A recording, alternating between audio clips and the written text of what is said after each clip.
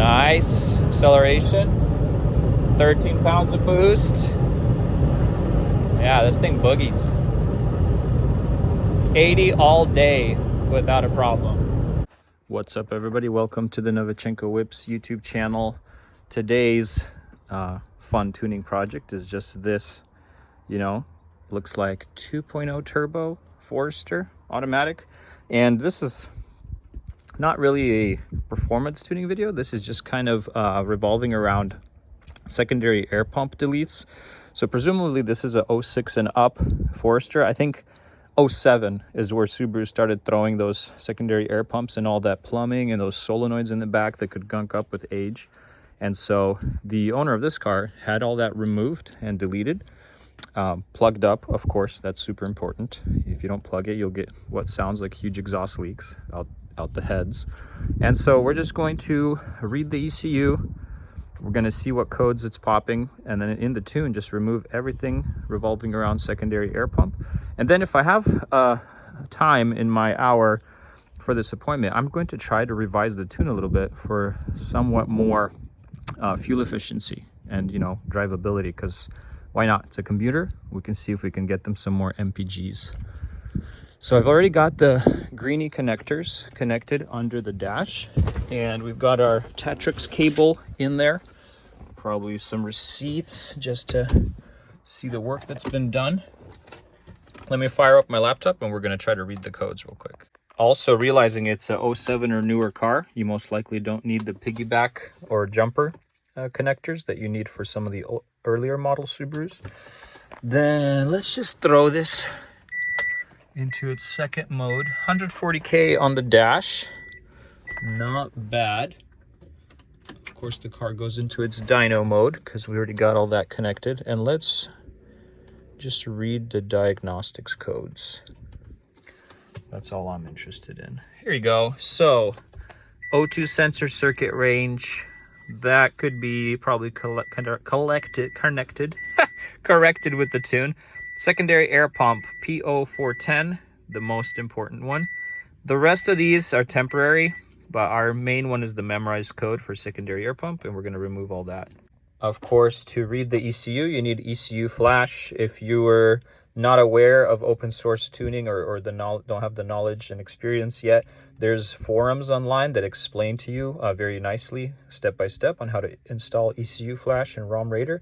ECU flash is mostly used to read the ECUs of the Subaru, and you can also do Mitsubishi cars, although I have not worked on many Mitsubishis. I got my 07 Plus connection selected.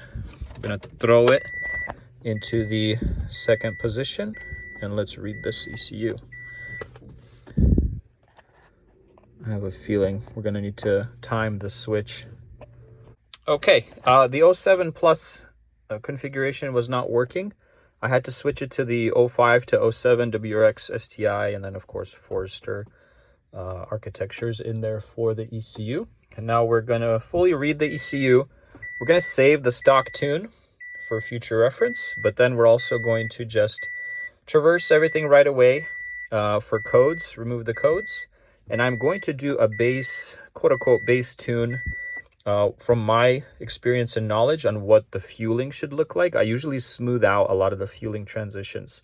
We're going to set the closed loop fueling to a desired stoichiometric 14.7. From the factory, they often would set stoic to a little bit more rich, but I think you just want good MPGs out of these cars, and that's what we're going to do. As you recall, initially the biggest trouble code was PO410. And you can see there's a lot of things that are grayed out, and it's because I just read the ECU. If I close this map and reopen it, it's only going to show me codes that are relevant to this car and this ECU architecture. Because I have all the definitions available for multitudes of Subarus, a lot of the newer Subarus have way more to the ECUs and the maps.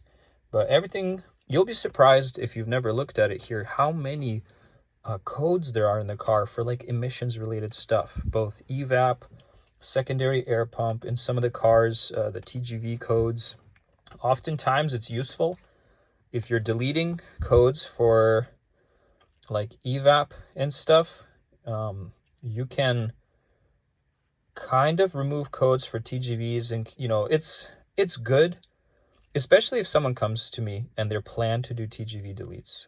I can be preemptive in removing the codes for the TGVs for them. I don't always go and just delete everything, because that would be a big no-no. You don't want to delete a code that will actually tell you when something's wrong with the car, something that's truthful.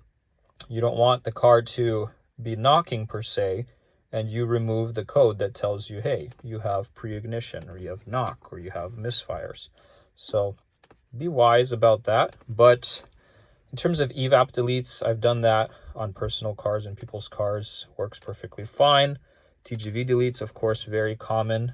Another reason why people switch to open source is because a lot of this emission stuff you can no longer delete with the other popular tuning platforms.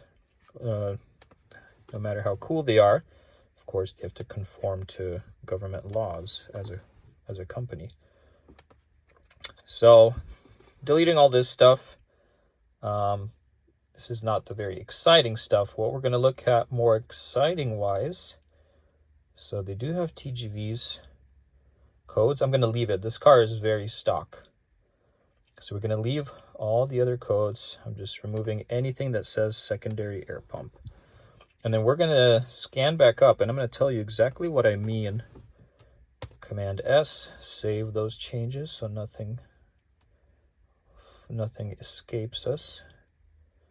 Evap codes, I'm going to leave all that. Knock sensors, don't disable that, definitely. System to lean to rich, O2 sensors, everything's stock, so we're going to keep that. Cool. Let's now scan up to boost. That's what everyone loves to see, right? Trying to see how this car from factory is set up to have its target boost and things like that. Where is it at? I just saw it. Okay. Now that I've saved this, I'm going to close it and reopen it. It'll be much easier to read. I'll show you what I mean.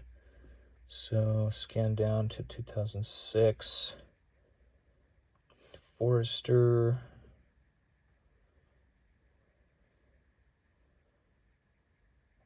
Forester Turbo.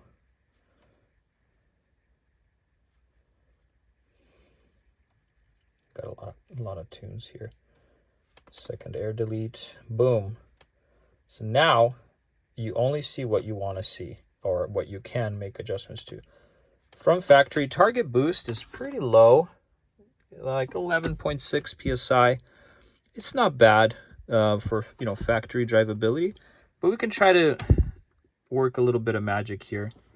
I'll show you what I like to smooth out these curves. I'm not trying to give a huge amount of boost. I'm just trying to smooth out a couple things, just to make sure the car's drivability is a bit nicer, things like that. So let's see what we can do. A lot of useful stuff is interpolation, so you don't have to go and calculate values like step values for all this stuff. You can easily interpolate and the such.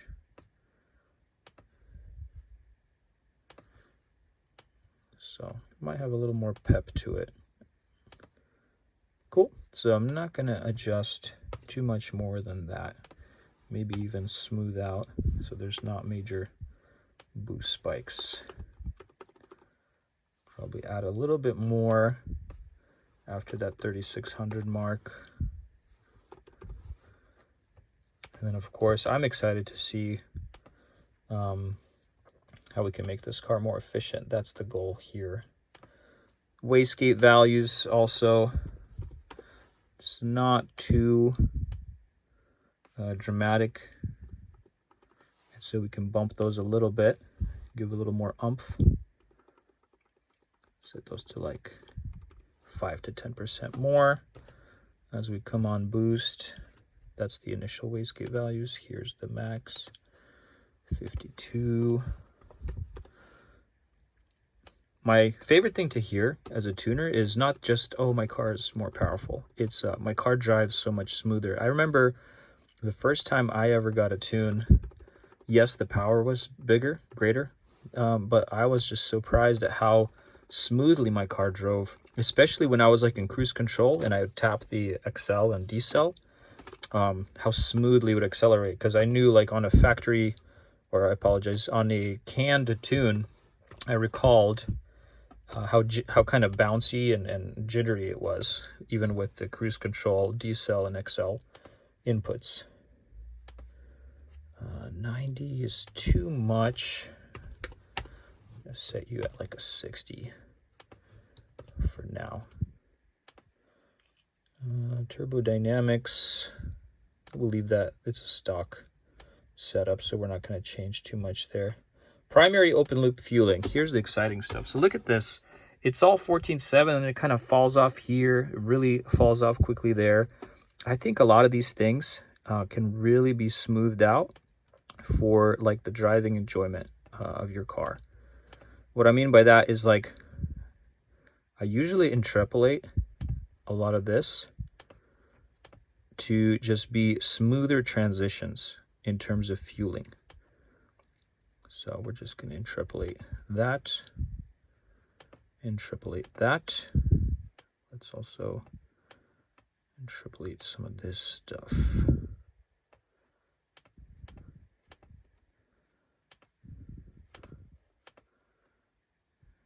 Okay, they're going pretty rich on the mixture. It's like 10.06. So I'm trying to see if I can get them like a 10.5. In my eyes, I think that's rich, plenty rich. Performance Subarus, oftentimes we tune for a mixture of like 11.5. I know from factory they make it this rich because they have no idea where you live. Do you live in Antarctica? Do you live in, you know, whatever place? And so they want to make sure you have ample rich fueling just in case you need it. But again, it can be a little bit wasteful if you're just looking to tune specifically for where you live and you want it to drive nicely. I'll finish this and I'll show you what I did. Here's what a stock MAF scale looks like. It's actually very smooth because we have the stock intake, stock everything here. I'm keeping all that the same. So the fueling, as you can see, not dramatic changes, but I've just tried to smooth out these transitions from stoic into the more rich mixture as you hit those higher loads. I'm taking a look at the timing. It looks like they're getting at least 12 plus degrees of timing as you come towards redline. But then, of course, they have their compensation tables or timing advance for knock correction. And it's pretty aggressive. We're going to go for a drive, and I'm going to see if I need to adjust some timing. What I like to do with timing is also smooth out this graph and transitions, because from factory, it's a little jumpy at places. You know, it'll be like lower timing, and then as you grow in the RPMs, it'll jump up, and then they'll jump it back down. I like to kind of smooth out these transitions as well. I feel like the car is less likely to knock or see phantom knock or these weird knock conditions when you don't jump around as much. See, if I give you like a 3D visual, here we go. So it's overall pretty good, but like that's an interesting couple peaks here. It's not a horrible thing. I've seen worse graphs, but again, we can try to smooth this out. And I think the driver, the owner, will feel a difference. So not necessarily adding a bunch of timing, although I can see kind of how that falls off there, but we're going to smooth this out a little bit as well. So if you add up around that 12 degrees of timing at 4,800, and then also 4,800 over here, another 4 degrees, you know, that's a good 16 degrees of timing, as long as the boost's not too high, which they're requesting like 8 to 11 pounds. That's pretty good timing. I think I'm just going to work on smoothing things out myself. By the looks of it, this car has the 550cc injectors, so similar to the STIs of this year. It even has intake AVCS, so I'm not crazy well versed on the engine size, but it might be a 2.5 in here. It's very possible. So again, from a tuning perspective, it's not always a huge diff, especially if you're just making minimal changes to a factory tune. But I think at the top of this tune, I can have some ROM info, and it'll tell me at least the year and a couple of details about the make and model. But from the looks of it, it's very likely a 2.5 in here. I'm pretty excited to go for a ride in this thing. The owner did say that they have a coolant leak. And so in my eyes, I want to lower some of these coolant fan or radiator fan numbers. So just to maybe try and mitigate any overheating, I can drop down some of these fans to kick on, 5 degrees earlier. It's not a fix by any means. Don't just go tune your car to have the fans on all the time. Fix your radiator and stuff and leaks. But this can be helpful, especially if you need to drive the car right now. And it can, and again, performance oriented. A lot of the at WRX's STIs, we set the fans to come on earlier for cooling assistance. You want that to be nice and smooth as well. Okay, I think we're ready to flash. So once you make your changes, again, if you're not super comfortable with making this many changes, it's always a good idea to make incremental changes and then, see how those make your car behave. Once we flash this, we're going to go for just an easy cruise. We're going to do some logging, and we're going to make sure there's no knock. And yeah, we're going to see if we can revise things. My goal is to take up the full time that I have to make this car run awesome. I'm looking for the closed loop fueling target. I think that's the last thing that I need to change. Closed loop to open loop. Okay, as everyone might know, there's a test right that you can do. I like to do the test right, especially if you have difficulty timing the ignition and clicking the button. A lot of times the test right will do the connection to the ECU in the car, and once the test right completes successfully, you can go and right away do the permanent right. And I just feel like it's a smoother process. A lot of people just risk it for the biscuit, hit the permanent right. Of course, you want to make sure your battery is in good condition. I presume this car is, because it's daily driven. The battery should be healthy. If you're going to be doing a lot of flashing without running the car, definitely put a tender or a battery charger on there. All right, almost done with the full flash. Once the flash is complete, boom, success. Okay, I'm just making sure all our changes are saved. I'm closing that. I'm going to open up my logger, and I can flip the ignition off. And I'm going to try to start the car with the green connector still on there. If everything starts normal, I'm then going to turn off the car and disconnect the greenies, because I don't recommend driving in that dyno mode.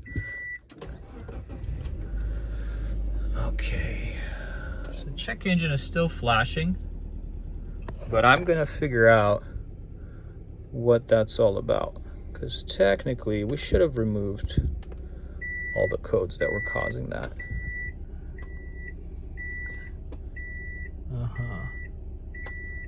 Vehicle speed sensor. If we need to, we're going to remove some of these. Some of these are sometimes erroneous issues, because by the looks of it, our air fuel ratio is just fine. But what you can also do through the ROM Raider logger software is, actually wait, I'm so sorry. It's flashing because we have the dyno mode on. I totally forgot, because I usually flip all that off, but it looks like we're good. I'm gonna shut it off. I'm gonna get under the car, disconnect our greenies, and we're gonna go for a fun blast. I have always liked these Foresters. I think my dream, kind of low-key, would be awesome to finish that EJ257 build I have in the garage. and find like a Forester manual one, or find something that's like already a project for someone and try to build like a Forester STI. I think those are the coolest. That's the coolest possible Subi you can have. There's many awesome STI swaps you can do, of course, but the Forester is such a cool dad car. And then you can totally go and surprise people with your power. So by the looks of it, we're already getting some air fuel learning and correction, which is great. It's only minus 4%, but all of this is going to be awesome for us to dial in our MAF scaling, and the car is just going to feel that much more smooth for the owner. Okay, there we go. Get some air going in here. It's so cool to drive a stock car because you just haven't done it in so long. Most of the Subarus that I work on are just highly modified, so to speak. So this is fun. It's a beautiful view out today. I'm thankful for the clear days, although I see a little bit of a drizzle starting up. Even in the auto, like I can tell why people buy an automatic Subaru. It's for commuting, it's for dailying. You still get the awesome Subaru all-wheel drive. You get the utility. The Forester's awesome. It's a wagon. You can fit so much stuff back there. And then, of course, you know, it's a Subaru. Got a Boxer under there. It's cool that they put the turbocharged Boxer in these. Definitely a desirable vehicle. The steering, to me, feels a little different from like a WRX and STI. It feels lighter. I don't know if the rack, I'm pretty certain or sure the racks are different. So it's probably more rotation of the steering wheel to get the same. Yeah, it's a little more squishy, but honestly, it's like more comfortable. Like the steering is lighter. The whole car suspension feels softer. So this is definitely like pretty daily friendly in my eyes. I would rock this for sure. Everything feels, you know, super smooth, very similar, I would say, to any other Subaru you've driven. I like Subarus for the fact that they're like Legos. You can change stuff, you can swap stuff, and it all bolts up. Very cool. I didn't realize I was not in drive, I was in the 3, so here we go, we're now in drive. Feels very smooth. I like it. Maybe I'll get home and make a few more adjustments off the logs that we're taking. So far, nothing major. I am gonna do a pull when I go find my my straight shot, because we just want to make sure in the logging data that everything will run good. The owners said they definitely don't like redline this car, but when you're tuning, you want to account for every single condition that you might be encountering with the car. Gotta love stock. We're gonna shoot off here into the fun back road where we should have minimal traffic with a couple twisties. I'll give you some feedback on how this thing handles the turns. Haven't given it much throttle yet. Definitely the seats in here, like leather seats, super comfy, super cool. Drives perfectly smoothly. Yeah. 4 speeds, downshifts when you give it like quarter plus throttle. I see no knock of note, even though I added maybe a degree of timing in certain parts of the map where we're a bit over a load of 1.0. The steering is great. Even though it's more steering input needed, the handling is awesome. This is turning into a Forester review. Let's see what the pickup is like. Effortless. It is floaty. And there's a couple rattles here in the back, maybe, you know, the tailgate or some plastics, but this thing feels good. bushings. I mean, for 140k miles, I feel like it's pretty well kept. It's not been abused. I like it. Overall, the only thing I'm noticing is we're going to pull out a little more fuel because that's what the air fuel learning is showing me. And in that case, we'll just be able to make this thing get a little bit more fuel economy. We're coming up on our straight shot, so bear with me here and we're going to get some excitement. It's a stock exhaust, so you're probably not going to get too much excitement in terms of sound, but we'll see how she boogies. Here it comes. Wow, beautiful view. No cars, awesome. Step down.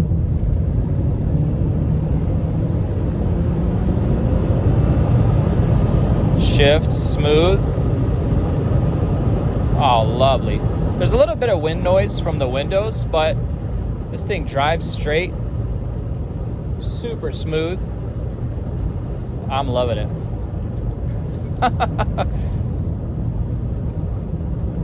I see no issues. I'll tell you what boost we hit here in a second. Okay, quick analysis break. So we are pulling almost 9 degrees of fueling in the learning. So this is all useful information. We're just going to adjust that in the MAF scaling. From knock, 0 knock, we hit 13.6 pounds of boost. That's pretty good, and it felt super smooth. Mass airflow looks healthy. Injectors, very healthy, only 75%. So you could push more boost. It's just a concern of having a stock downpipe. Everything is stock. I can hear our fans just kicked on, so that's working. I'm presuming we just hit, you know, the 180 something, between 180 something and 200 mark, depending on the state or mode the car's in. The fans are kicking in earlier. That's good. But yeah, we're just gonna go back home, make adjustments, and call it a day. I'm gonna reset the mins and the max. Definitely, when you're driving, avoid looking at the computer too much. I catch myself always. I'm like, don't look at it. Pull over and review some stuff. It's fine. The auto is very smooth. I think this car's just been very well kept. So I try to drive a little bit of easy driving, a little bit of spirited driving for my tuning, because I don't know how the owner drives, especially if they just drop off the car with me. And so this helps me cover, again, a wide array of conditions and where the car might be utilized. Nice acceleration. 13 pounds of boost. Yeah, this thing boogies. 80 all day without a problem.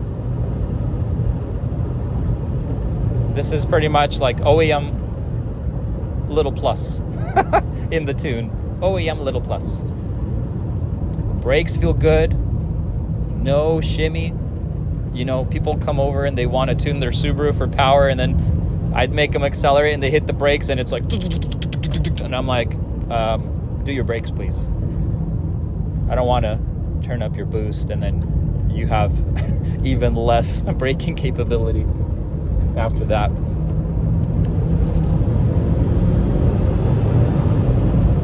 Picks up good.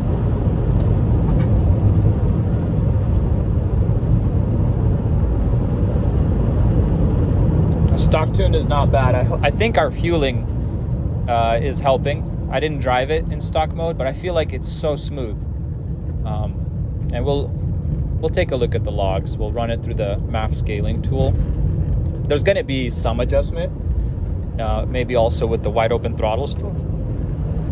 I want to make sure I get enough wide open throttle pulls for that data. There's always plenty of data in logging for closed loop. There's not always enough for open loop. And I'll definitely tell the owner to step on it a little bit and see if they feel any difference.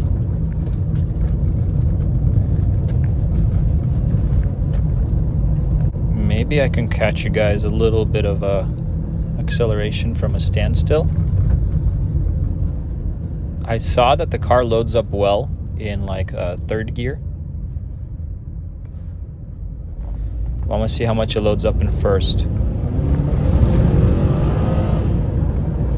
So first gear, also good. We get the good, full almost 12 psi. So I think our wastegate values that we put in are working well. I don't want it to be spiky, and so this should work well. Awesome. Thank you for tuning in. I hope this is interesting to the Forester owners out there. You might think, hey, I don't have any mods on my car, don't have an intake, don't have a downpipe. You can still benefit from a tune. And honestly, all this tuning process is probably taking me like within an hour. So that's what I kind of quoted the owner, like, hey, they initially just wanted some secondary air pump codes deleted. I'm like, hey, I can make your car drive a little better. Maybe get you some MPGs. And they said, sure, go for it. It's fun for me, and you know, it's a benefit to the owner long term. And I think any Subaru can benefit from a custom tune, because no two Subarus are the same. Yes, the factory tune, it works, your car will drive, but there are stories, you know, people find things questionable, especially again with like the lean versus ridge conditions, the timing, cliffs, spikes and drops, and yeah, drivability in general. So yeah, you can see now it's pulling up to 13% of fuel. So definitely adjusting that MAF scaling is going to help this car run tip-top shape. I do hear the fans are still on. I'm just going to go take a look under the hood. The temps here look fine. I mean, it's right at the middle mark and stuff, but we'll just make sure everything looks good under here. There's no odd noises. We just see a little coolant residue here and there, but it's a high mileage Subaru. It could probably use a little bit of a coolant overhaul.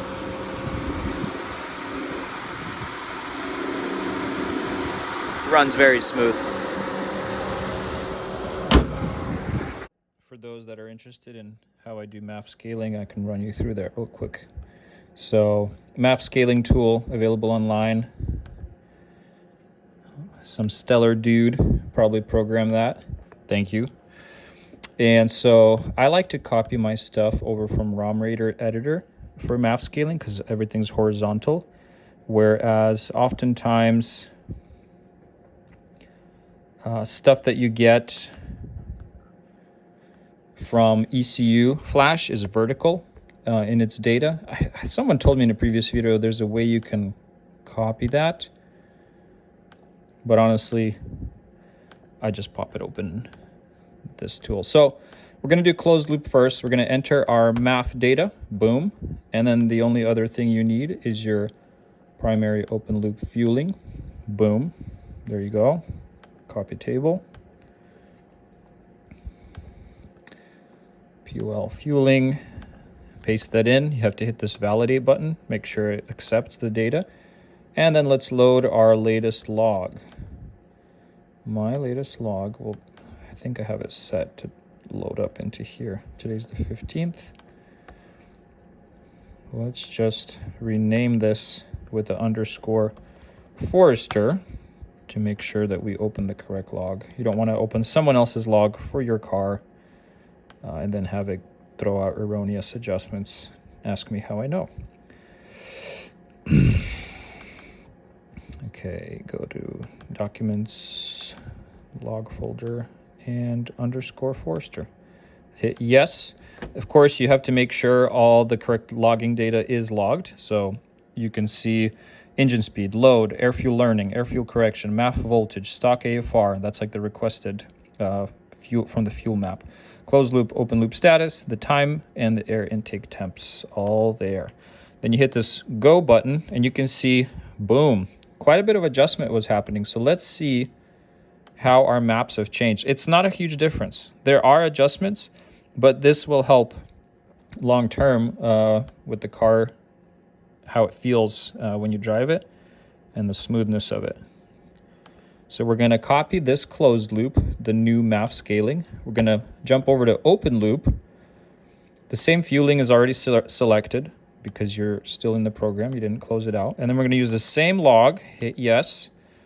ECU target AFR, that's like the desired fueling.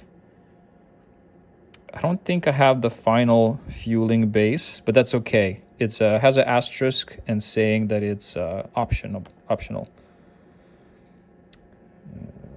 Did it catch any of the wide open throttle pulls?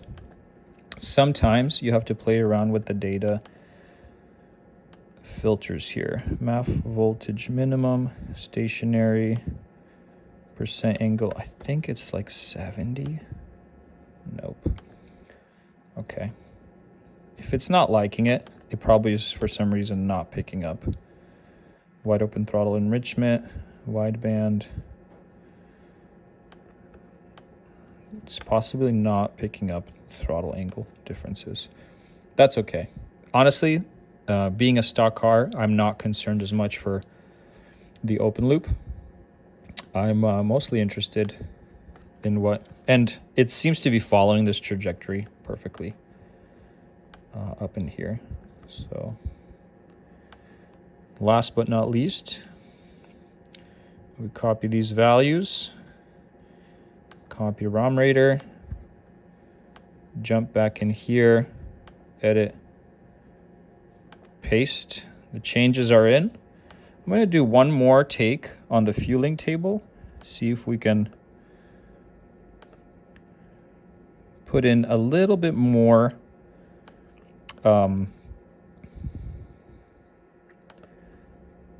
mixture in here. I think I'm going to settle on 10.57. It's not a huge difference, but the car is running plenty rich. So I'm just leaning it out a tiny bit. It's not going to be greatly noticeable. I'm pretty happy with how it turned out. Everything was super smooth. Let me know if you drive a Forester, if you've tuned it yourself. Hopefully this video was enjoyable. The little rip that we went on.